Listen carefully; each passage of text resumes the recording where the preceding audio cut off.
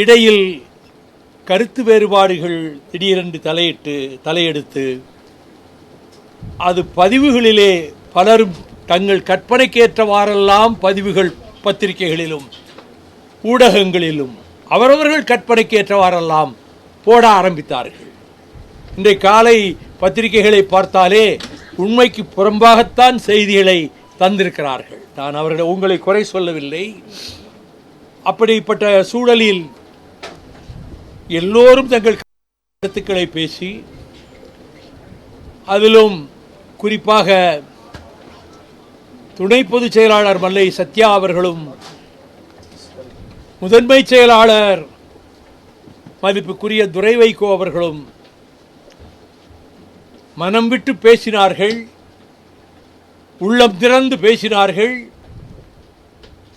தங்கள் உணர்ச்சிகள் ஆவேசத்தின் வடியலாக வந்த சில வார்த்தைகள் எல்லாவற்றையும் மிக நாகரீகமாக இருவருமே கையாண்டார்கள்.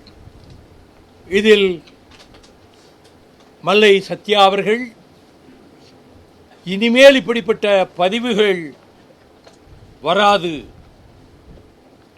அப்படிப்பட்ட சூழ்நிலை ஏற்படாது, அதற்கு நான் ஒருபோதும் இடம் கொடுப்பதில்லை என்று உறுதிமொழி கொடுத்து, ஆகவே இதனை ஏற்றுக்கொள்ள வேண்டும் சகோதரர் துரை வைகோ என்று சொன்னதோடு, நான் இயக்கத்திற்கும் மறுமலர்ச்சி திமுக கழகத்திற்கும் தலைமைக்கும் முதன்மை செயலாளருக்கும் பக்கபலமாக உறுதுணையாக இனி நான் உறுதியாக செயல்படுவேன் என்று சத்யா அவர்கள் சொன்னார்கள். முதன்மை செயலாளர் துரை வைகோ அவர்கள் அதனை ஏற்றுக்கொண்டு ஒற்றுமையாக இருந்து இந்த இயக்கத்தை வலுப்படுத்துவோம் என்று சொன்னதோடு மட்டுமல்லாமல்,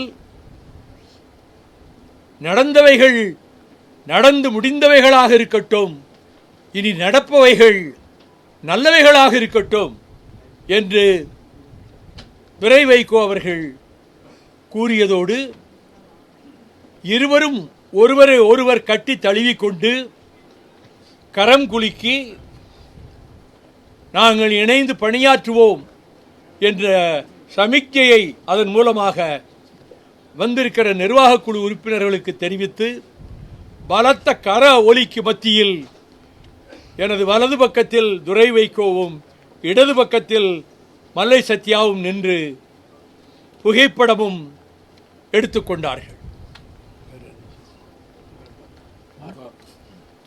இந்த வக்ஃப் இஸ்லாமியர்களுக்கு விரோதமான சட்ட திருத்தத்தை கொண்டு வந்து அநீதியும் அக்கிரமும் நிறைந்த அந்த மசோதாவை நிறைவேற்றிய நரேந்திர மோடி அரசுக்கு எதிராக அந்த நரேந்திர மோடி அரசை கண்டித்து வருகிற 26ஆம்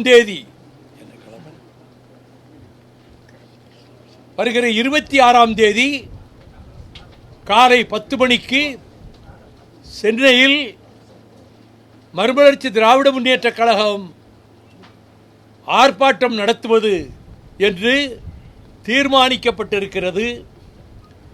இதில் சென்னை மாநகரில் நானும் பொதுச் செயலாளர் மல்லை சத்யா அவர்களும் துணை பொதுச் செயலாளர் AK மணி அவர்களும் மற்ற கழக தோழர்களும் நாங்கள் கலந்து கொள்வோம்.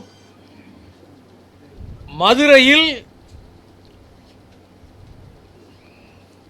முதன்மை செயலாளர் துரை வைகோ அவர்களும் சட்டமன்ற உறுப்பினர் துணை பொதுச் செயலாளர் திமு ராஜேந்திரன் அவர்களும் அதை சொன்னவுடன் அதை அவர் சத்யா கூறியதை ஏற்றுக்கொண்டு நான் எடுத்த முடிவை திரும்ப பெற்றுக்கொள்கிறேன் என்று முதன்மை செயலாளர் துரை வைகோ அவர்கள் கூறி அந்த நிகழ்ச்சியை முடிவுற்றது. பிளே ஸ்டோர் மற்றும் ஆப் ஸ்டோரில் இருந்து பாலிமர் செயலியை QR கோடு மூலம் பதிவிறக்கம் செய்யுங்கள். செய்திகளை உடனுக்குடன் பெறுங்கள்.